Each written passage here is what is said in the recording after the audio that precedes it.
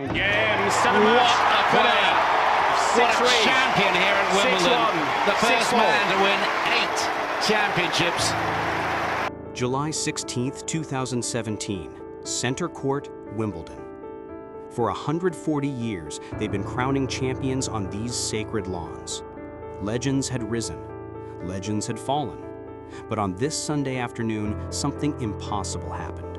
A 35-year-old man, held together by will and memory, didn't just win Wimbledon. He dominated it. No sets dropped, not one. This wasn't a farewell tour. This wasn't nostalgia. This was a 35-year-old Roger Federer proving that on grass, age is just a number, and he was the exception to every rule ever written about athletic decline. 8 Wimbledon titles, more than anyone in the Open era. At an age when most champions are commentators, Federer was still untouchable, still perfect, still inevitable. The debate was over. The question was answered.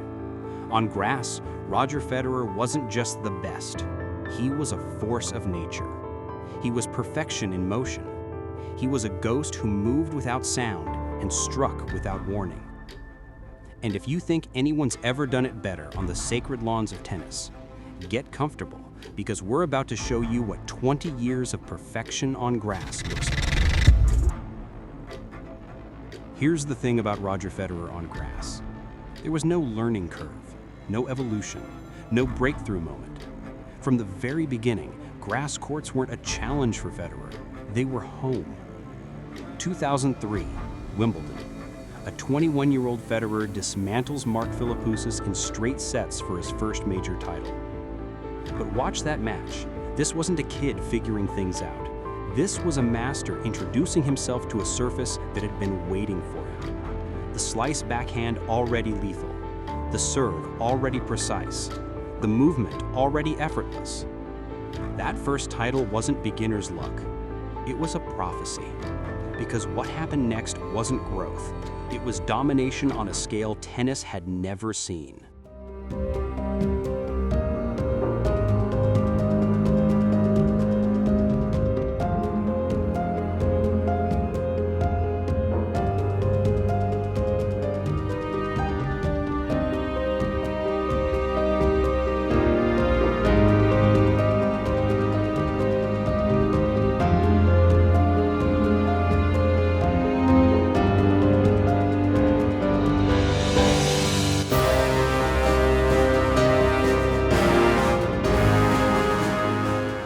Let's talk about the records, not the achievements, the records.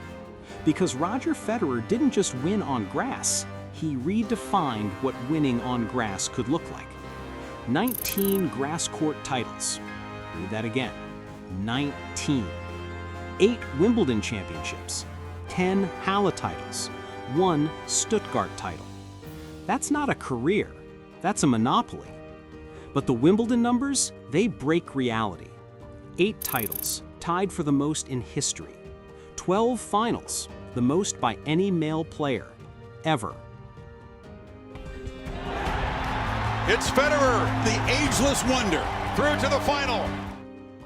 12 times Federer walked onto center court for the final. 12 times the entire tennis world watched. 8 times he won. 7 consecutive finals from 2003 to 2009. 7 years in a row where reaching the Wimbledon final meant one thing. You were about to face Roger Federer. 5 consecutive Wimbledon titles. 5 years where the trophy might as well have had Federer's name engraved before the tournament even started. But here's where it gets scary. From 2003 to 2008, Federer won 65 consecutive matches on grass. 65! 5 straight years where stepping onto a grass court against Roger Federer meant you'd already lost. You just didn't know it yet. Every blade of grass he touched turned to gold. He'd warm up in Halle, win the title without breaking a sweat, then fly to London and do it again. The streak started with that 2003 Wimbledon title. It continued through 2004, then 2005, then 2006, then 2007. 4 consecutive Halle titles, 5 consecutive Wimbledon championships. Nobody even came close. And here's the terrifying part. During those Wimbledon campaigns, Federer barely broke a sweat. He dropped just 6 sets total before the finals, across 5 years, and was only pushed to 5 sets once. He dictated rallies from the first ball, winning over 70% of points in rallies of 4 shots or fewer. His first serve landed at a remarkable 60 to 65% rate, and he captured over 80% of first serve points. That forehand? It produced winners on nearly 10% of all shots and pulled opponents wide, then impossibly wider, until the court was his. Overall grass court record? 192 wins, 29 losses. That's an 86.9% win percentage, the highest in the Open era. At Wimbledon specifically, 8 titles, 12 finals, 7 consecutive finals from 2003 to 2009. Let that sink in. 17 consecutive Wimbledon quarterfinals from 2003 to 2019. 17 years. But numbers only tell half the story. To understand why Federer was untouchable on grass, you need to understand how he played on grass. Grass courts are fast. The ball stays low. The bounce is unpredictable. Most players struggle with the speed, the skid, the way the ball just refuses to sit up for them. Roger Federer? He didn't struggle. He thrived, because everything about his game was designed for grass, even if nobody realized it at first. The serve, precision over power. Federer didn't need 140 miles per hour bombs. He had placement. Inside corner, outside corner, down the tee. He hit spots at will. The return. This is where Federer separated himself. On grass, you don't get time. The serve comes in fast, bounces low, and you have maybe half a second to react. Most players just try to get it back. Federer, he attacked. That chip return, barely lifting the ball over the net, skidding it into the corners. Returners aren't supposed to dictate on grass. Federer didn't care what was supposed to happen. The slice backhand. Oh, the slice. This is the shot that made Federer unplayable on grass. He would use it to construct points like an artist, building a masterpiece, stroke by stroke. He used it to control his opponents. The forehand. First strike tennis, that's what they called it. On grass, you don't have time to build points. You have to take your opportunities immediately. Federer saw opportunities nobody else saw. A ball would land 6 inches higher than expected, and boom, inside-out forehand winner. The volleys. Federer wasn't a pure serve and volley player. He didn't need to be. But when he did come to net, deft, that's the only word. Deft, soft hands, perfect angles, impossible touches. But here's what made Federer truly special on grass. The anticipation, the timing, the tennis IQ. Grass demands quick decisions. You don't have time to think, you have to know. And Federer always knew. He'd start moving to his left before his opponent even decided to hit there. He'd close on a drop shot before the ball crossed the net. It wasn't prediction, it was certainty. Tennis IQ? The greatest ever. On any surface, Federer was 3 shots ahead of everyone else. On grass, where decisions happen in milliseconds, he was operating in a different dimension. And the movement. People forget, grass requires athleticism, not just speed, agility. The surface is slippery. Players slide, fall, scramble. Watch Federer on grass. Gliding, that's the only word. Gliding, like his feet never quite touched the ground, like physics didn't apply to him. 2003 to 2008, the golden years, the untouchable years.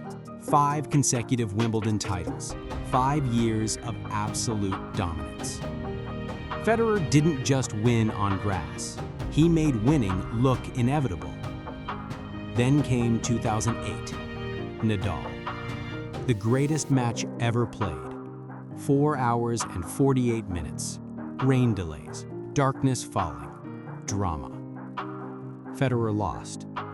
But here's what people forget. That match didn't diminish Federer's grass court greatness, it proved it. Because it took a future GOAT playing the match of his life just to beat Federer on grass.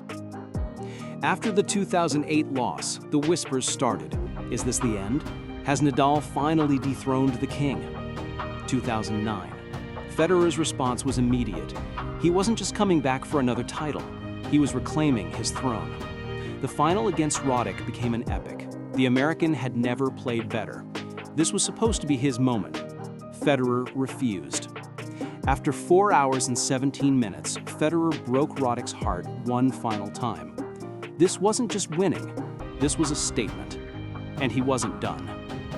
2012, age 30. The Big Four era was in full swing. Federer wasn't supposed to be the alpha anymore.